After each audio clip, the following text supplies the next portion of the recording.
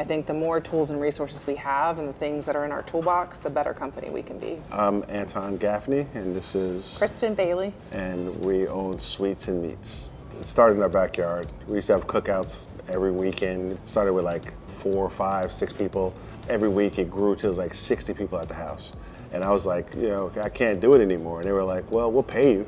And I thought to myself, if they're willing to pay for it, then that says a lot. Anton's an excellent cook. Anton grew up at his grandfather's knee learning how to cook and building smokers out of steel drums, and the entire family just raved about how good the food was. And I saw that passion carry through, and I was like, yeah, this is what he's got to do.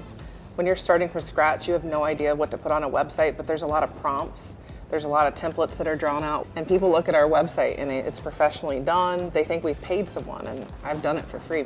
We have a lot of out-of-state customers. Like, we've booked wedding clients who have never had our food, and they see our website and how professional it looks. They see the reviews. It's very nice. It's organized. I think the drop-down menus are very easy to access, especially for someone that's not computer savvy. I think it's empowering as a small business owner having that control. We have over 100 years experience in our culinary team combined.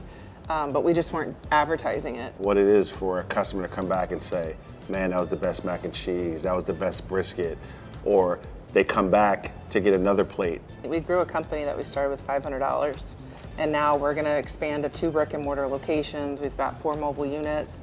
We've done over $1 million in sales. We're really honored to do what we love every day, and we thank GoDaddy for that.